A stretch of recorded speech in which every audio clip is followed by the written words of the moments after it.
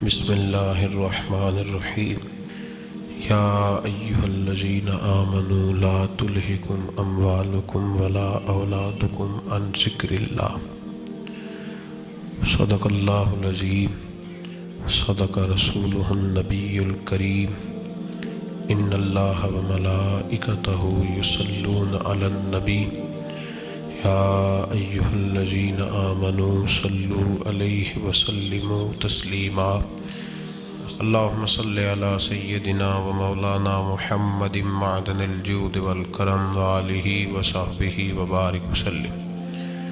تمام تعریفیں اللہ تعالیٰ جل مجدہ الکریم کے لیے، ہر قسم کے درود و سلام نبی رحمت صلی اللہ علیہ وسلم کی ذات والا صفات کے لیے۔ حمد و صلوات کے بعد دین اسلام کا مزاج یہ ہے کہ دین اعتدال والا ہے، معتدل ہے۔ حکم ہمیں یہ دیا گیا ہے ہم کسی جگہ بھی غیر معتدل نہ ہوں، توازن کو برقرار رکھیں۔ دنیاوی چیزیں بہت ساری اللہ تعالیٰ نے ہمیں استعمال کرنے کی اجازت عطا فرمائی ہے۔ پہننے کے لیے لباس، کہ کوئی شخص مالدار ہے تو اچھا لباس پہنے، کوئی عرض نہیں۔ کھانے کے لیے اگر اس کے پاس حلال اور جائز پیسے ہیں تو اچھی سی اچھی غذا کھائے، منع نہیں۔ اگر اس کے پاس بالکل اچھے اور صاف ستھرے ذرائع سے پیسے آئے ہیں تو وہ بڑا مکان بنا لے، کوئی عرض نہیں۔ لیکن ان ساری چیزوں کے ساتھ ساتھ اس کو روکا اس بات سے گیا ہے کہ تو نے دنیا دار نہیں ہونا۔ دنیا دار پیسہ کمانے والے کو نہیں کہتے، دنیا دار پیسے سے پیار کرنے والے کو کہتے ہیں۔ دنیا دار جائز طریقے سے پیسہ کمانے والے کو نہیں کہتے، دنیا دار حرام ذریعے سے مال اکٹھا کرنے والے کو کہتے ہیں۔ دنیا دار صرف وہ نہیں ہوتا جو کسی دکان پہ بیٹھا ہے اور دکان پہ بیٹھ کے وہ کمائی کر رہا ہے تو اسے کہیں گے کہ وہ دنیا دار ہے، اور مولوی صاحب مسجد میں نماز پڑھا رہے ہیں تو وہ دیندار ہیں۔ ایسا نہیں ہے، بہت سارے مولوی دنیا دار ہوتے ہیں، دیندار نہیں ہوتے۔ اگر میں نے کسی بچے کو قرآن شریف پڑھایا ہے سویرے تو میرا دل کرتا ہے وہ ایک سوٹ میرے لیے لے آئے تو میں دنیا دار ہوں، میں تھوڑی دیندار ہوں۔ اگر میں آپ کو یہاں تقریر سنا رہا ہوں اور میرا دل کرتا ہے کہ آپ 100 روپیہ میرے اوپر پھینکنے لگے تو میں دنیا دار ہوں، میں دیندار تو نہ رہا۔ ہم لوگوں نے یہ تصور بنا لیا ہے شاید جو آدمی مسجد آ گیا ہے، داڑھی رکھ لی ہے اور وہ نماز 5 وقت پڑھ لیتا ہے، وہ ہو گیا دیندار، مسجد سے نکل کے جو مرضی کرتا پھرے۔ اور جو آدمی دکان پہ بیٹھا ہے وہ دنیا دار ہے۔ ایسی بات نہیں ہے۔ تشریح یاد رکھیں، دنیا دار وہ ہے جو دنیا کے پیچھے لگ کے اللہ رسول سے غافل ہو جائے، اور وہ دنیا دار زیادہ برا نہیں، وہ دنیا دار زیادہ برا نہیں جو دکان پہ بیٹھا ہے صبح سے شام تک پیسے کما رہا ہے، وہ بہت بڑا دنیا دار ہے جو دین کا لبادہ اوڑھ کے دنیا اکٹھی کر رہا ہے، وہ ظالم آدمی ہے، سب سے بڑا دھوکے باز ہے، لبادہ مذہب کا اوڑھا ہوا ہے۔ میرے نبی پاک علیہ الصلوۃ والسلام نے فرمایا جس نے دین اس لیے سیکھا کہ دنیا کمائے گا، جنت کی خوشبو بندہ بھی جنت سے 500 سال دور ہوگا، 500 سال، یعنی ابھی اسے 500 سال وہ سفر کرے گا تو جائے گا، 500 سال دور ہوگا ابھی وہ۔ فرمایا اتنی دور بندہ ہوگا تو جنت کی خوشبو اسے پہلے آنے لگے گی، لیکن جس بندے نے دین اس لیے سیکھا کہ وہ اس سے دنیا اکٹھی کرے گا، اسے تو اللہ جنت کی خوشبو بھی عطا نہیں کرے گا، خوشبو بھی نہیں دے گا جنت کی۔ تو یاد رکھیں دنیا داری بہت سارے نقصانات کی جڑ ہے۔ پیسے کی طلب اور پیسے کا پیار، الہاکم التکاثر حتی زرتم المقابر، اللہ فرماتے ہیں تم اتنے دنیا داری کے پیچھے لگے کہ بالآخر قبر تک پہنچ گئے پر تم نے دنیا داری نہیں چھوڑی۔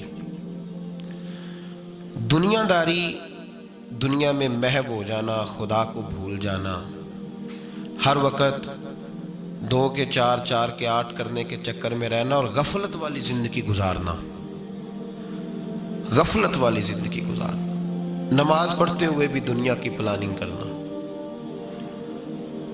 نماز پڑھتے ہوئے بھی، ناز سناتے ہوئے بھی پیسوں کی طرف توجہ رکھنا، لوگوں کی جیبوں پہ بھی کوئی نکلا ہے کہ نہیں نکلا، دائیں بائیں دیکھنا، یہ بہت بڑی دنیا داری ہے، یہ سب سے خطرناک دنیا داری ہے۔ میرے نبی پاک صلی اللہ علیہ وسلم نے فرمایا دنیا کی حب الدنیا رأست من کل خطیہ، فرمایا دنیا کی محبت ہر گناہ کی، ہر برائی کی جڑ ہے۔ جب تجھے پیسے سے پیار ہو جاتا ہے، جب تجھے الفت ہوتی ہے مال سے، پھر تو ہر گناہ کرتا ہے، دھوکہ دیتے ہیں لوگ، فراڈ کرتے ہیں، جھوٹ بولتے ہیں، قتل کرتے ہیں، دنیا داری کی وجہ سے لوگ بڑا کچھ کر جاتے ہیں۔ تو پھر اصل چیز کیا ہوئی؟ دولت کی محبت۔ میرے نبی پاک صلی اللہ تعالیٰ علیہ وسلم نے دنیا میں رہ کے نکاح کیا، حضور علیہ السلام کے گھر میں ازواج آئیں، حضور نے گھر بنایا، نبی پاک صلی اللہ علیہ وسلم کے پاس بڑے پیسے آئے۔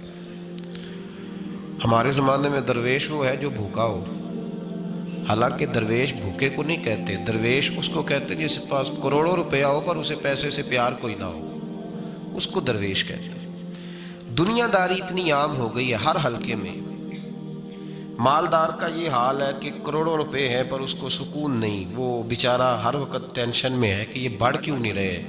یہاں تک لوگ کہتے ہیں لوگ پیسوں سے پیسہ کماتے ہیں، ہم نے کیا کمایا آج تک۔ وہ الجھاؤ اتنا خطرناک ہو گیا، اتنا خطرناک، لوگ آ کے پیر صاحب سے کہتے ہیں دعا کریں کام چل جائے، تو اللہ کے بندے کے پاس آ کے اس چیز کا سوال کر رہا ہے جو اللہ نے کافر کو بھی دی ہوئی ہے، جو بغیر کلمہ پڑھنے کے اللہ نے کافر کو دے دی ہے، وہ تو بیعت کر کے مرید ہو کے وظیفہ پڑھ کے حاصل کرنا چاہتا ہے۔ پتہ حضور نے مثال کیا دی ہے؟ مثال میرے محبوب کی، اگر آپ مثال کو سمجھیں تو کمال ہو جائے۔ نبی پاک صلی اللہ علیہ وسلم حضرت جابر بن عبداللہ رضی اللہ تعالیٰ عنہ کے گھر سے نکلے تو ایک بکری کا بچہ مرا ہوا پڑا تھا۔ ایک ذبح ہوتا ہے، ایک مر جاتا ہے، مرا ہوا پڑا تھا بکری کا بچہ روڑی کے ڈھیر پہ۔ حضور نے صحابہ کے دلوں میں نقش کرا دی بات، بکری بچہ مرا پڑا تھا تو حضور وہاں رک گئے، رک کے میرے محبوب پاک صلی اللہ علیہ وسلم نے فرمایا میرے غلاموں بتاؤ تو صحیح، ادھر آؤ بھائی، ٹھہر جا، تو بھی آ، تو بھی آ، تو بھی آ۔ صحابہ کو بلا لیا، کہاں؟ بکری کا بچہ کیا ہوا تھا؟ اس کو مر گیا تھا، بکری کا بچہ مر گیا۔ حضور نے بلایا، کھڑا کیا، فرمایا یہ بتاؤ اس مرے ہوئے بکری کے بچے کی جو اس کا مالک تھا اس کی نظر میں کیا قدر ہے، کیا قیمت ہے اس کی نظر میں؟ یہاں روڑی کے ڈھیر پہ پھر سمجھیے بات کو، مثال کو سمجھیے۔ نبی پاک صلی اللہ علیہ وسلم نے فرمایا یہ مرا ہوا پڑا ہے، یہ مرا ہوا پڑا ہے بکری کا بچہ، یہ تمہارے سامنے ہے، بتاؤ اس کا جو مالک تھا اس کی نظر میں اس کی کیا قدر ہے؟ عرض کی یا رسول اللہ صلی اللہ علیہ وسلم کوئی قدر ہوتی تو بیچارہ روڑی کے ڈھیر پہ ہوتا، کوئی قدر نہیں، صفر ہے۔ کیا انداز ہے، کیا تشبیہ ہے، کیا سمجھانے کا۔ محبوب سمجھایا نہیں کرتے تھے، بات پلا دیا کرتے تھے، نقش ہو جاتی تھی دلوں میں، نقش کر دی میرے محبوب نے، بات سمجھائی تو نقش کر دی۔ فرمایا میرے غلاموں یہ اس کی کوئی قیمت نہیں تھی تو تب روڑی کے ڈھیر پہ پھینک دیا نا اسے مالک نے۔ فرمایا اگر اللہ کی نظر میں دنیا کے مال کی اتنی بھی قیمت ہوتی جتنی مرے ہوئے بچے کے مالک کی اس کی نظر میں قدر ہے، اتنی بھی قیمت ہوتی، اور پھر بات آگے بڑھائی، فرمایا یہ تو پھر بکری کا بچہ ہے نا۔ اگر اللہ کی نظر میں دنیا کے مال کی قدر اور قیمت مچھر کے پر کے برابر بھی ہوتی تو خدا کبھی کافر کو ایک گھونٹ پانی کا بھی نہ دیتا کہ تو مجھے مانتا نہیں اور میں تجھے دنیا دوں، میں تجھے دوں۔ فرمایا اگر اس کی نظر میں مچھر کے پر کے برابر بھی ہوتی تو اللہ کبھی ایک گھونٹ پانی کا کافر کو۔ میں کہتا ہوں یار جو چیز اللہ نے نہ ماننے والے کو دی ہے، منکر کو دی ہے، تو اس کے لیے دعائیں کر رہا ہے۔ جو نہ ماننے والے کو اس نے دے دی تو اس کے پیچھے بھاگ رہا ہے، تو صبح و شام اس کی منصوبہ بندی کر رہا ہے۔ صوفی کے لیے، درویش کے لیے، راہ طریقت کے مسافر کے لیے، مسلمان کے لیے سب سے زیادہ یہ ہے کہ وہ زہر پیتا ہے اگر دنیا کی محبت میں جیتا ہے۔ اگر کسی دنیا دار کو دیکھ کے کسی درویش کا، کسی اللہ والے کا دل مچلتا ہے کہ یہ پیسے میرے پاس ہوتے تو اس شام اسے نماز میں مزہ نہیں آئے گا، گئی اس کی قرآن پاک کی لذت، اس کا درود میں دل کیسے لگے گا؟ تو ساری رات خواب دیکھتا رہا ڈالروں کے، یورو کے، پاؤنڈ کے، کیسے اس کی توجہ آئے گی؟ اس کو کیا پتا مکے کی لذت کیا ہے، مدینے کا پیار کیا ہے؟ اس کو یہ کیفیات نصیب ہی نہیں ہو سکتی۔ امام غزالی رحمۃ اللہ علیہ سے کسی نے کہا تو حضور یہ بتائیں کہ بندہ طریقت کا مسافر کب بنتا ہے؟ مسافر کب بنتا ہے طریقت کا؟ تو آپ نے فرمایا جب اس کے نزدیک سونا اور مٹی ایک برابر ہو جائے۔ حضرت غوث اعظم رضی اللہ تعالیٰ عنہ نے کچھ عرصہ کاروبار بھی کیا ہے۔ آپ نے اپنا ایک جہاز بھیجا ہوا تھا، مال بردار جہاز۔ آپ درس دے رہے تھے، بیان کر رہے تھے، کسی کو ابھی خبر مل جائے آ کے کہ تمہارا 10 لاکھ روپیہ ضائع ہو گیا ہے، محفل میں بیٹھے گا کہ بھاگ جائے گا، دوڑے گا، کہے گا جلدی جلدی کرو، پیسے میرے ضائع ہو گئے۔ حضور غوث اعظم رضی اللہ تعالیٰ عنہ کے کان میں آ کے کہا حضور وہ جو آپ کا مال بردار جہاز تھا نا، وہ دریا کے اندر آ رہا تھا تو ڈوب گیا سارا، بڑا افسوس ہے۔ تو آپ فرمانے لگے چپ کر جا، اتنی ضروری بات تھی جو تقریر کے دوران ہی تو نے آ کے بتا دی ہے، ڈوب گیا تو ڈوب جائے، کوئی عرض نہیں، چھوڑ چھوڑ۔ یہ لفظ آپ نے کہے تو وہ بندہ بیٹھ گیا ڈر کے، ایک اور آیا بھاگا بھاگا پیچھے سے، کہنے لگا حضور مبارک ہو، مبارک ہو، مبارک ہو۔ کیا ہوا؟ کہنے لگا حضور وہ جو آپ کا مال بردار جہاز دریا میں ڈوب گیا تھا نا، وہ واپس اوپر آ گیا ہے۔ آپ فرمانے لگے چپ کر جا، کوئی اتنی ضروری بات تھی جو دوران تقریر ہی تو نے مجھے سنا دی ہے، چپ کر جا، کوئی ضروری بات تھی، چھوڑ۔ آ گیا، چلا گیا، دنیا کا مال تھا، مجھے خبر دینی ہو تو یہ دینا کہ میرا رب راضی ہو گیا ہے، مجھے خبر دینی ہو تو یہ دینا کہ میرے رسول کی طرف سے پیغام آیا ہے، یہ خبر دینا کہ آج کسی نے کہا ہے کہ تجھے وہاں یاد۔ یہ کون سی خبریں ہیں؟ دنیا داری کے معاملات۔ مبارک ہو جی، مبارک۔ کس بات کی؟ تیری کمیٹی نکل آئی ہے، بڑی مبارک ہے بھئی، حد ہو گئی۔ کیسی مبارک؟ کس طرح کی مبارک؟ حضرت ابو الحسن خرقانی بہت بڑے درویش تھے، محمود غزنوی مرید تھا، محمود غزنوی بادشاہ وقت، اور بو علی سینا جیسے سائنسدان آپ کے مرید تھے۔ ایک دن سر میں خارش ہونے لگی تو خادم کو بلایا، خادم کو، کہنے لگا یار دیکھنا کہ جمعے تو نہیں پڑ گئی میرے سر میں۔ اس نے کہا حضور آپ اس طرح کریں، ذرا کرتے کے بٹن کھولیں، پیچھے کریں، تو میں نا ایک تیل ہے اس کو رگڑتا ہوں، سنا ہے وہ تیل سر میں ڈالیں تو جمعے جو ہوتی ہیں نا باہر نکل آتی ہیں۔ وہ بٹن پیچھے کیا ہوا ہے، وہ خادم تیل لگا رہا ہے اور تلاش کر رہا ہے کہ جوں مل جائے۔ بن سور کے بیٹھتے ہیں لوگ، ایسا نہ ہو کہ کسی کو پتہ چل جائے، بلکہ ریڈی میڈ تیاری کر کے آتے ہیں لوگ، بڑی زبردست۔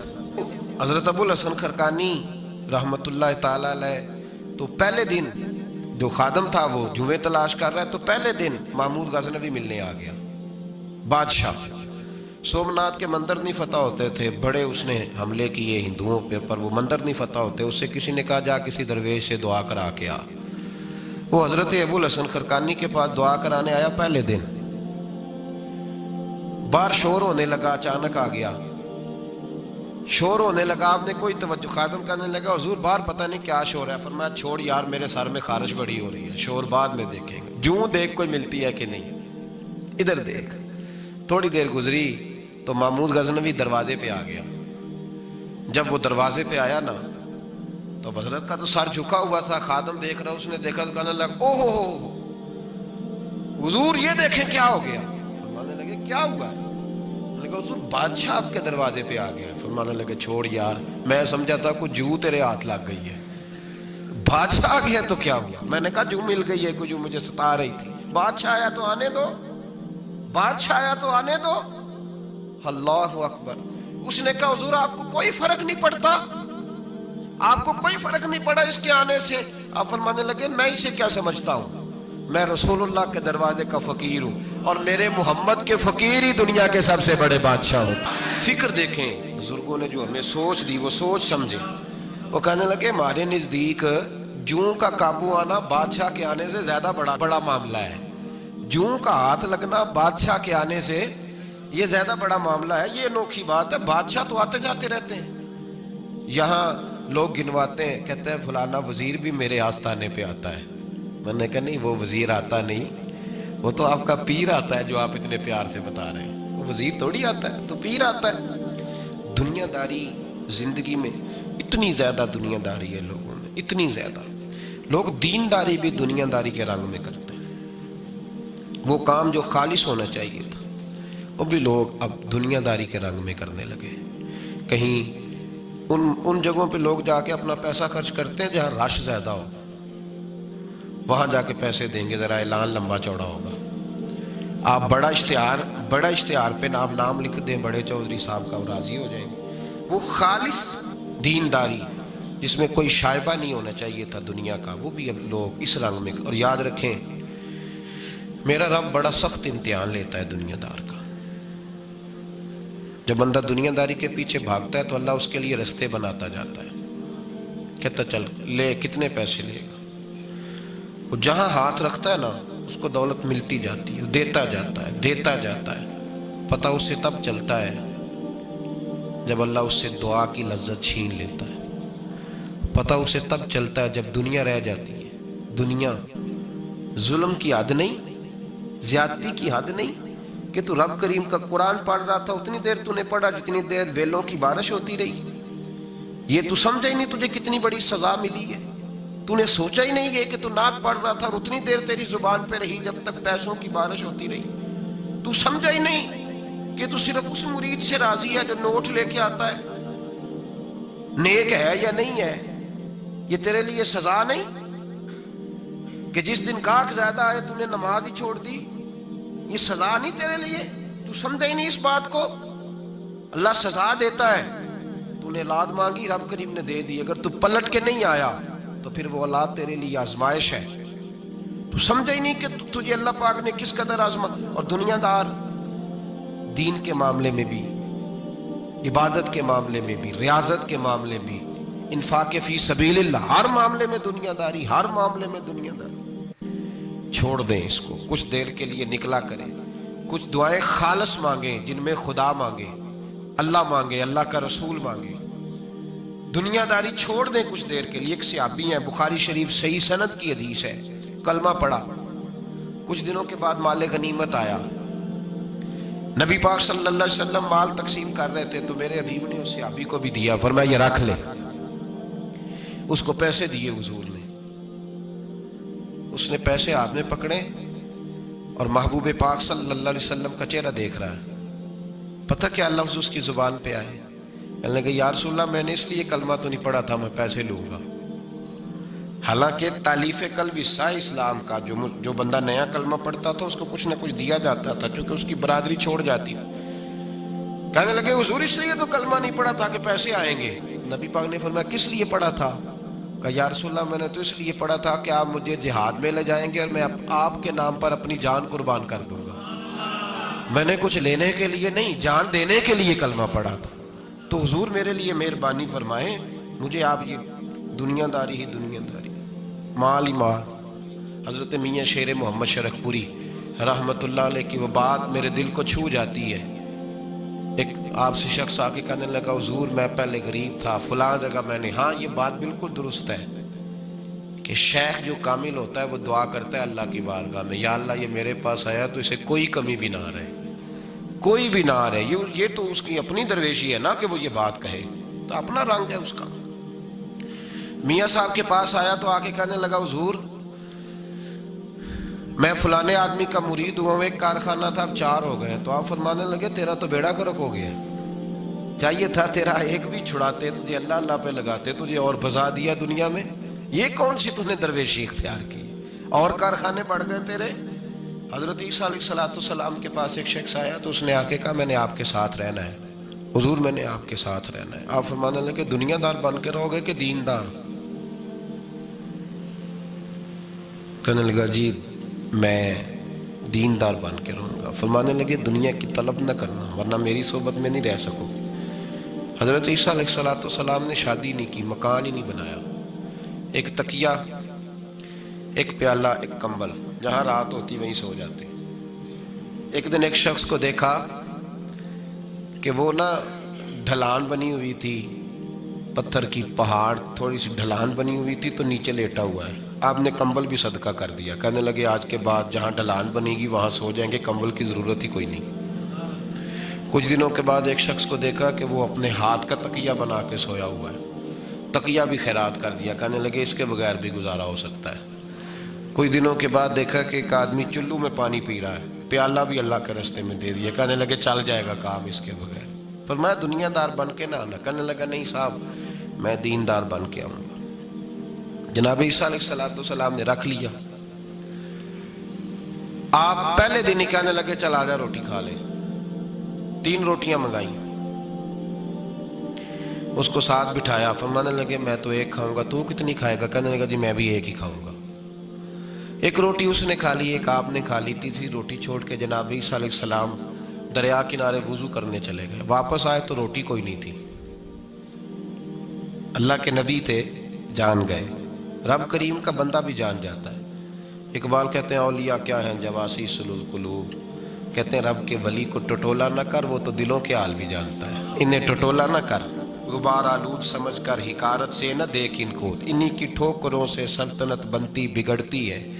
اور اقبال کہتے ہیں نہ تیگ و تیر میں نہ لشکر و سپاہ میں، نہ تیگ و تیر میں نہ لشکر و سپاہ میں. کہتے ہیں نہ تلوار میں نہ تیر میں نہ لشکر میں نہ فوجوں میں، نہ تیگ و تیر میں نہ لشکر و سپاہ میں ہے جو بات مرد کلندر کی بارگاہ میں ہے. جو بات مرد کلندر کی بارگاہ میں.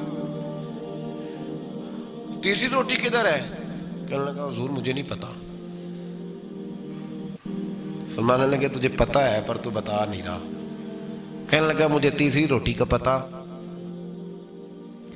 حضرت عیسیٰ علیہ السلام ایک ہرنی جا رہی تھی، اس کے ساتھ 2 بچے تھے. آپ نے ایک بچہ پکڑا، اس کو ذبح کیا، لکڑی جلائی، اس کو بھونا، اس کو بھی کھلایا، خود بھی کھایا.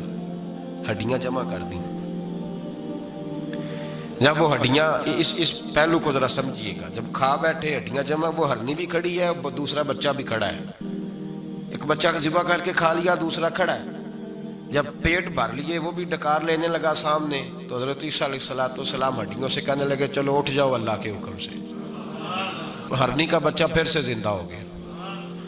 وہ چلا گیا، ماں اس کو ساتھ لے کے روانہ. فرمانے لگے دیکھ اللہ نے مجھے معجزہ دیا ہے، ہم نے کھا بھی لیا ہے اور بچہ چلا بھی گیا ہے، ہمارے پیٹ میں ہے بھی، اور اب تو بتا دے روٹی کس نے کھائی ہے. کہنے لگا جی مجھے نہیں پتا، نہیں پتا مجھے.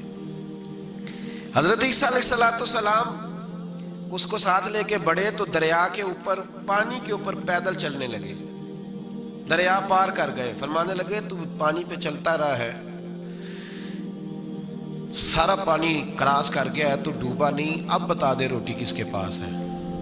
کہنے لگا نہیں پتا مجھے پتا. اللہ اکبر. وہ کیا خوب لفظ کہہ گئے سجادہ نشین حضرت پیر میر علی شاہ صاحب رحمۃ اللہ علیہ. بے قدرہ کچھ قدر نہ جاتی، کھیتی خوب تسلی ہو، اے دنیا دار پجاری زر دے، کتیاں دے گل ٹلی ہو. سارا دریا اتنا بڑا دیکھتے ہیں لوگ جو آتے ہیں نا درویشوں کے پاس، بڑے رنگ دیکھتے ہیں پر بدلتے نہیں. رنگ بڑے دیکھتے ہیں پر اپنے آپ کو تبدیل، او 5 فقیروں کسے نہیں مارے آئے ہوئی چور اندر دا ہو. دیکھتے بڑا کچھ ہے، بدلتے نہیں. نہ بدلا. حضرت عیسیٰ کہنے لگے منوا کے میں بھی چھوڑوں گا، تو مانے گا. آپ نے ریت کٹھی کی، ریت 3 حصوں میں ریت جمع کر لی اور پھر اس پر کچھ پڑھ کے پھونکا تو وہ سونا بن گئی. 3 ڈھیریاں تھی ریت کی، پھونکا تو سونا بن گئی. آپ فرمانے لگے یہ سونا تیرا، ایک ڈھیری تیری، ایک میری، اور تیسری اس کی جس نے تیسری روٹی کھائی ہے. کہنا جی میں ہی کھا دی، میں نہیں کھائی. یہ تیسرا اس کا حصہ جس نے تیسری، کہنے لگا میں نہیں کھائی ہے. مان گیا. ذرا بات کو سمجھیں. پانی پہ پیدل چلا ہے پر مانا دنیا دار ہے نا، مانا نہیں۔ ارنی کا بچہ زندہ ہوتا دیکھا ہے پر مانا دنیا قابو آنے لگی ہے تو مان گیا ہے، کہنے لگا جی میں نہیں کھائی ہے۔ فرمایا او بھلے مانس، تجھے کہا تھا دنیا داری نہ کرنا، تجھے جناب عیسیٰ کی صحبت ملے گی، پر تو ایک روٹی پہ رہ گیا یار۔ کہاں دنیا دار پجاری زرد کتیاں دے گل ٹلی ہو، کہاں رہ گیا تو؟ حضرت میاں محمد بخش صاحب رحمت اللہ تعالیٰ علیہ کو ایک شخص لے گیا ٹانگے پہ بٹھا کے، ٹانگے پہ۔ غلام رسول مہر صاحب نے لکھا ہے کہ وہ ٹانگے پہ بٹھا کے لے گیا اور لے جا کے نا تو میاں صاحب حضور یہ زمین بھی میری ہے، یہ بھی میری ہے، وہ بھی میری ہے، یہ بھی میری ہے، بڑی اس نے تفصیل سنائی۔ تو میاں صاحب فرمانے لگے بس کر یار، میں بڑی دیر سے سن رہا ہوں کہ تیرا بڑا کچھ ہے، بس کر۔ کہنے لگا حضور نہیں، یہ بھی تو میں نے تھوڑی دکھائی ہے، اور بھی میرے پاس بڑا کچھ ہے۔ تو آپ فرمانے لگے یہ بتا تجھ سے پہلے کس کے پاس تھا؟ چپ کر گیا۔ فرمایا اس سے پہلے کس کے پاس تھا؟ چپ کر گیا۔ کیا خوب فرمایا، کیا درویشوں کا کہنے کا انداز ہے، کیا خوب رنگ ہے، اور تشبیہ کس طرح کی اعلیٰ دیتے ہیں۔ دانش مندہ نہ کم نہ ہی دل دنیا نہ لانا، اس ووٹی کئی خامند کیتے جو کیتا سو کھانا، اس ووٹی کئی خامند کیتے جو کیتا۔ یہ دکان میری ہے تو پہلے کس کی تھی؟ اس سے پہلے کس کی تھی؟ یہ گاڑی میری ہے تو اس سے پہلے کس کی تھی صاحب؟ یہ کسی نہ کسی کی تھی، اور تیرے بعد بھی کسی نہ کسی کی ہو جائے گی۔ اس ووٹی کئی خامند کی جو کیتا سو۔ حضرت عیسیٰ کہنے لگے تو نے ایک پیغمبر کی صحبت ضائع کر دی صرف دنیا داری کے لیے؟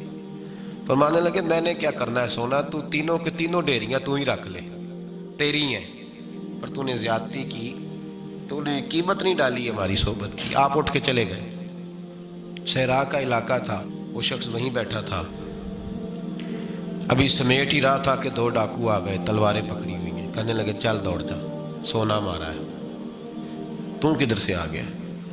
منت کی، کہنے لگا چلو مہربانی کرو، 3 حصوں میں ہے، 2 لے لو، ایک تو مجھے دے دو، ایک تو دے دو۔ منت کرنے لگا، وہ مان گئے۔ کہنے لگے چلو ٹھیک ہے، دوستی کر لی، نام پتہ پوچھ لیا، گفتگو ہونے لگی، تھوڑی دیر بیٹھے تو ایک دوسرے سے فرینک ہو گئے، بے تکلفی شروع ہوئی۔ تو کہنے لگے بھوک بڑی لگی ہے، روٹی تو لاؤ۔ ایک کو بھیجا، ڈاکوؤں میں سے ایک کو بھیجا کھانا لینے، وہ کھانا لینے چلا گیا۔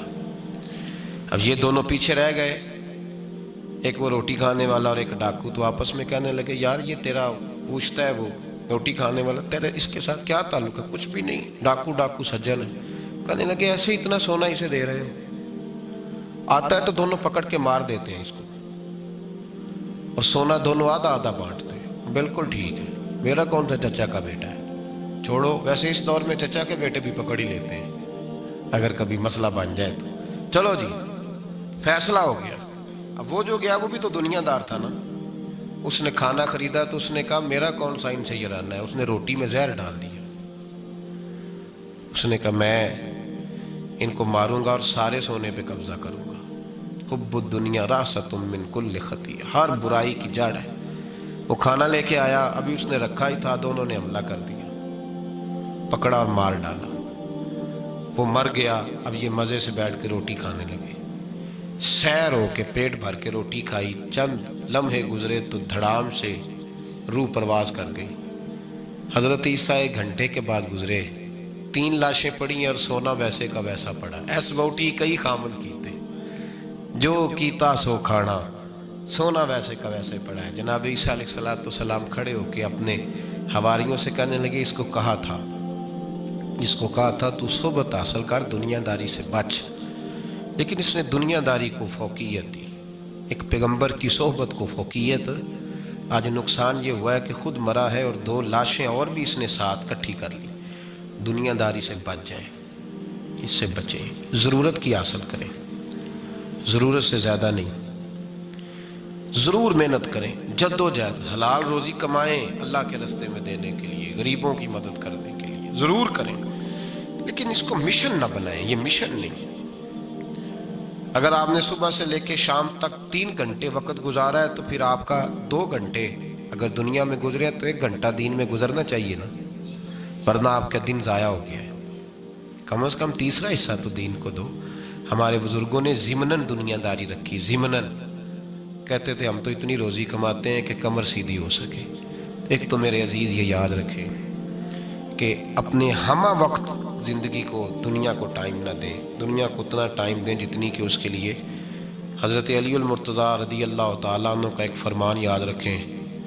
آپ فرمایا کرتے تھے میں دنیا کے لیے اتنی محنت کرتا ہوں جتنا میں نے دنیا میں رہنا ہے، اور آخرت کے لیے اتنی محنت کرتا ہوں جتنا میں نے آخرت میں۔ جو آدمی 500 سال پہلے فوت ہو گیا تھا وہ کہاں ہے؟ ابھی قبر میں۔ زندگی کتنی گزار کے گیا؟ 60 سال 70 سال۔ تو جتنا دنیا میں رہنا ہے اتنی اس کے لیے جدوجہد کریں، جتنا جانا ہے اتنا جانے کے لیے محنت کریں، اپنے آپ کو ضائع نہ کریں۔ اور یہ جو اللہ اللہ سیکھ رہے ہیں لوگ درویشی کے رستے پہ، ان کے لیے تو موت ہے، یاد رکھیں۔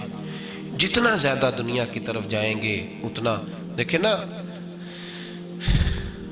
اللہ تعالیٰ شراکت کو تو پسند فرماتا ہی نہیں۔ اگر آپ نے، اور پھر میں نے کہا کہ جس بندے نے، اس نے نماز پڑھتے بھی یہی سوچا ہے کہ میں نے نکل کے پیسے لینے ہیں، کیا اس نے حاصل کیا؟ اپنے آپ کو خوددار رکھیں، کبھی کسی موقع پر کسی بھی لحاظ سے اپنے آپ کو دنیا داری کے معاملے سے کمزور ظاہر نہ کریں۔ اور دنیا کا پیار جہاں آ گیا وہ ختم، طریقت ختم۔ اگر آپ کی جد و جہد، اور یاد رکھ لیں آپ روحانی طور پہ مریں گے جس دن توجہ دنیا کی طرف کر لیں گے، اللہ اللہ کی لذت ضائع ہو جائے گی۔ اور پھر ایک اور بات لکھ لیں، تجربے کی روشنی میں عرض کر رہا ہوں، لکھ لیں اس کو کسی جگہ، کسی ایسی جگہ نقش کر لیں جہاں سے کبھی مٹے نہ۔ ہم نے اپنے بزرگوں کی صحبت میں رہ کے ایک تجربہ سیکھا ہے، جس کی پیسے کی طرف توجہ ہوتی ہے پیسے اس کے آگے دوڑنے لگ جاتے ہیں، وہ دوڑتے ہیں، تو تھک جائے گا، ان تک پہنچ نہیں سکتا، تھکا کے ماریں گے تجھے پیسے، اور تو اپنا چہرہ پھیر پیسوں کی جانب، تیرے پیچھے دوڑنے لگ جائیں گے، پیچھے پیچھے دوڑیں گے، بھاگتے پھریں گے تیرے پیچھے، بھاگتے ہیں پیچھے۔ لوگ کہتے ہیں نہیں رہنے دو، ضرورت نہیں۔ دنیا کا مزاج ہے، جو دنیا کے پیچھے بھاگتا ہے اس کے آگے بھاگتی ہے، اور جو منہ موڑ لیتا ہے اس کے پیچھے لگ۔ درویشی اختیار کرنے کا ارادہ تو کریں، ہم پروگرام ہی نہیں بناتے، ہمارا ارادہ ہی نہیں بنتا، ارادہ تو کریں۔ اور بھائی جس دن ارادہ ہو جاتا ہے اسی دن اللہ نوازنا شروع کر دیتا ہے، جس دن ارادہ ہوتا ہے اسی دن اللہ کہتا ہے چل کھول گیا، وَيَرْزُقُهُ مِنْ حَيْثُ لَا يَحْتَسِبُ، اب تجھے وہاں سے دینا ہے جہاں سے تیرا کبھی گمان بھی نہیں گیا ہوگا۔ اس لیے میرے بھائی توجہ اللہ کی طرف، خبردار یہ دنیا داری جتنی اس کی ضرورت ہے اس کو اتنا کرو۔ میرے نبی پاک نے زہد اختیار فرمایا ہے، زہد، دنیا داری۔ پیسے بڑے اچھے ہوتے تو سب سے زیادہ میرے مصطفیٰ کی تجوری میں ہوتے، سب سے زیادہ۔ اگر آپ توجہ دنیا داری کی طرف کریں گے تو حالات خراب ہو جائیں گے، توجہ رب رسول کی طرف رکھیں، بڑی جلدی بہتری ہو۔ محمود غزنوی نے نا ہیرے بکھیر دیے، خزانوں کے منہ کھول دیے، کہنے لگا جو جس پہ ہاتھ رکھے گا شے اسی کی ہو جائے گی۔ کھول گئے دروازے، جو لوگ دوڑے، پتہ تھا بادشاہ کے پاس کیا کیا ہے، یوں سمجھ لیں کسی نے پجاروں پہ ہاتھ رکھ دیا، کسی نے جا کے، تو وہ جو ہاں بندھے ہوئے تھے بڑے بڑے جانور استبل میں، اس نے کہا حویلی گھوڑوں سمیت میری، کسی نے کسی شے پہ، کسی پہ کسی شے پہ، دوڑنے لگے، جس پہ جو ہاتھ رکھے اسی کی۔ ایاز بڑا سیانہ تھا، پیچھے سے اٹھا دھیما دھیما آ کے تو محمود غزنوی کے کندھے پہ ہاتھ رکھ دیا۔ اس نے کہا تجھے کوئی شے نہیں چاہیے؟ کہا بادشاہ تو وعدے پہ قائم رہے، تو نے کہا تھا جو جس پہ ہاتھ رکھے گا اسی کا ہو جائے گا، تو مجھے جو شے چاہیے تھی میں نے ہاتھ رکھ دیا ہے، اب تو بتا وعدے پہ قائم ہے کہ نہیں؟ تو محمود نے اٹھ کے سینے سے لگایا، ماتھا چوما، کہا یاز بات ختم ہو گئی، دنیا داروں کی، مال داروں کا، ہر شے جس نے جو مانگی اس کی، پر ایاز محمود تیرا ہی رہے گا، محمود تیرا ہی رہے گا، محمود تیرا ہی رہے گا۔ نہ وہ غزنوی میں تڑپ رہی، نہ وہ خم ہے زلف ایاز میں، نہ وہ حسن میں رہی شوخیاں، نہ وہ عشق میں رہی گرمیاں، کہا یہ تیرا ہی رہے گا۔ او بھائی ایاز ہمیشہ فائدے میں رہا، ہمیشہ اس کے لب ہلتے تھے تو محمود ہر شے نچھاور کر دیتا تھا۔ کیوں ایک پجاروں کے پیچھے بھاگتے ہو؟ وہ چابی کیوں نہیں لیتے جس سے سارے خزانے کھل جاتے ہیں؟ وہ چابی کیوں نہیں لیتے جس سے سارے خزانے کھل جاتے ہیں؟ وہ چابی حاصل کرو، بس جس کا محمود ہو گیا وہ بچ گیا، اور جو پجاروں کے پیچھے الجھ گیا وہ بس ختم ہو گیا معاملہ۔ اس لیے توجہ ادھر رکھو جہاں سے ہر شے ملنی ہے.